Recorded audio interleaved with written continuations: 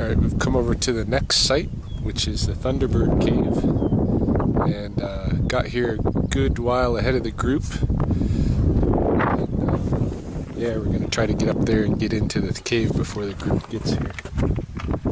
Just because don't want the long wait, want to get in and get out while we're inconspicuous. Yeah, this one's not as hard to walk up to. The group is gaining on us. I see the convoy coming.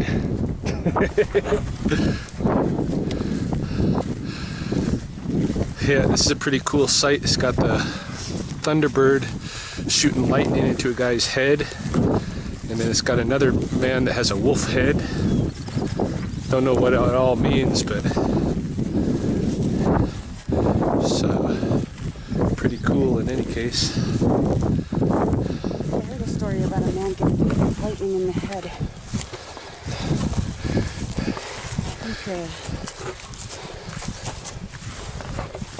I think Alan told me that story at the Sundance. I can't remember the whole story. I just remember seeing the man got hit by lightning in the head. And then he went to sleep somewhere. I don't remember where. And then he got something from the lightning, but I don't remember the rest of it. That's all I can remember from the story. I know that story you're talking about. That's where, I forget the guy's name, but he was in his lodge holding his baby daughter, and he got hit by lightning, and it killed his daughter, and it knocked him out, and he told some guys to carry him up on the nearest hill and leave him up there. So he went and slept up there. There was a big thunderstorm, and he got thunder power, and then there was several demonstrations of his power after that, where like there was one time he got attacked by grizzlies, and by not turning away from them, they weren't able to hurt him. But then somebody saw what was happening and yelled out. He turned away, turned his head to look at the person that was yelling just for an instant, and the bear took out his jugular, and he was just gushing blood. And then he packed it with mud, stopped the bleeding. Yeah, but he was with a friend. His friend got more hurt. But he had some kind of power where he could almost turn into a bear or something. And he told his friend, "Don't look. No matter what you see, don't look straight at me. No matter what you hear, because otherwise I'll kill you." Yeah, you never know that wolf head in here could actually be a bear's head. Yeah, and then anyway, so they were by some water, and he went over to the water. He sang a song, and then he got down on the ground and he started grunting and pawing at the ground like a bear. And the man looked at him anyway, his friend, and he turned into a partial. He was like only partly a bear. He wasn't a full bear. He was like a weird morph between bear and people. Yeah, these rocks could be something right here. These look like cairns. So this could be part of the site. Anyway, so he was doing that, and his friend got really scared when he seen him. Then he closed his eyes again because he could see that I was starting to turn around, and he came over and he was still grunting and snarling, and his friend kind of peeked out of his eyes, opened his eyes a little bit so he could see, and he had mud on him, on all his cuts that he got from the bears. So he had mud on him, and he came over and he had the mud in his mouth, and he took it out of his mouth, and he was grunting and whatever, and he's putting it on his friend. His friend was looking at him, but his friend was really scared because he looked so weird, because he wasn't quite bear, but he wasn't quite human either. And then he packed up his friend's wounds, went back to the water, and then turned back into a man. And the next day, they washed off the mud in there. There was no scars, no open cuts, nothing. They were completely healed. That's what I remember of the story that Alan told me. Yeah, same guy, another incident. He went on a war party and they passed this lake. And he decided to make an offering to all the animals that contributed to his clothing. So he walked out into the lake to make this offering, and I kind of wondered if it's not like Lake St. Anne, because the way it's described, he's able to walk into the middle of this large lake.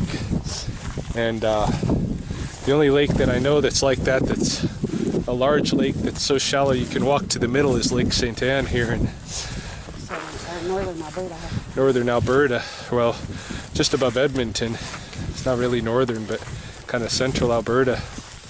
But It's northern from us. yeah, north from us. But in any case, yeah, he went to make that offering, and then this big serpent-like thing started.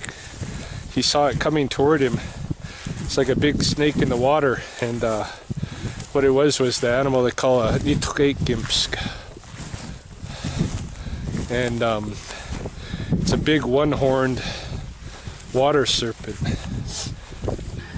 And it came up to him, it went between his legs, and he kind of grabbed a hold of it, and he started trying to wrestle it to shore. And his friend saw him when he was wrestling it to shore.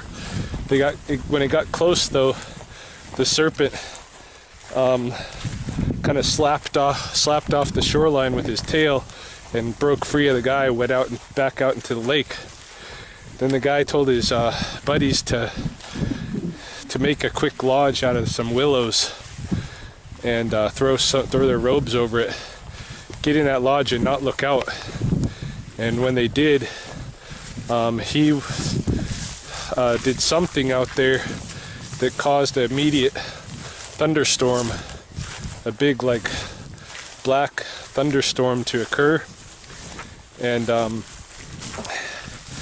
I guess his buddies peeked out anyway, and they saw like a thunderbird's claw reach down into the lake and take that big serpent out and up into the clouds. And when it went up, it was kind of twirling. When it got into the clouds immediately dissipated. So that was another story. And then same guy, another event, it was a hunting event, and there was a wounded bull and he ended up on the ground with this wounded bull coming after him, and he grabbed it by the horns and apparently ripped one of the horns right off of the bull, and survived the encounter, killed the bull. And then that horn, it said he donated it to one of the societies. I don't know if it's the same horn that was used to make the headdress for Nitokekimska. It could very well be. A missing headdress. Yeah, one horn serpent headdress. Anyway, we're closing in on the rock now. We'll be able to see the pictographs pretty soon. The group is catching up.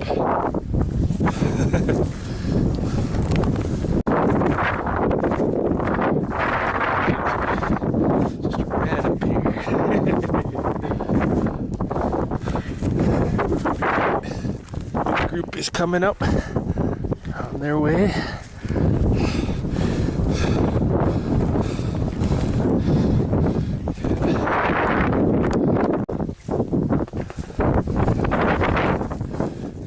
Making it.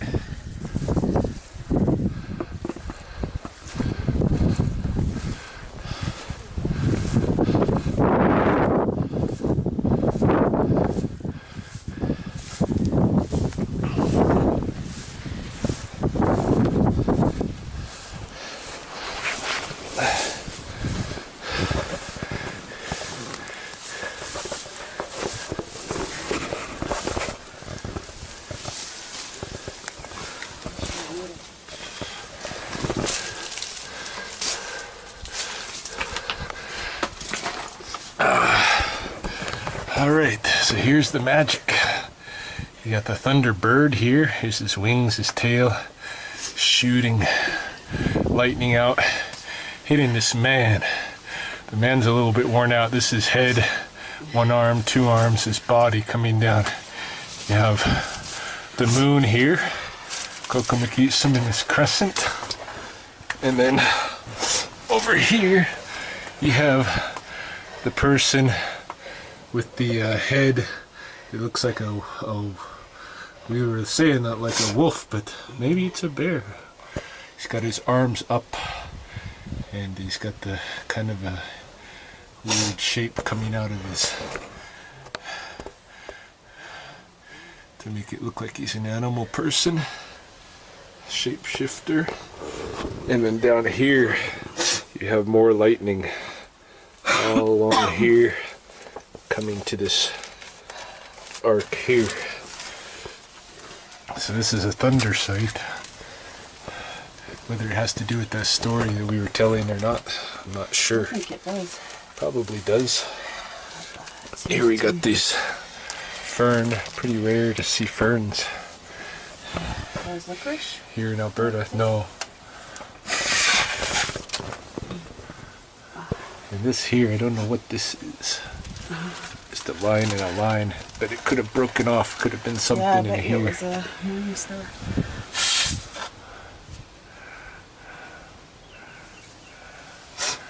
Yeah.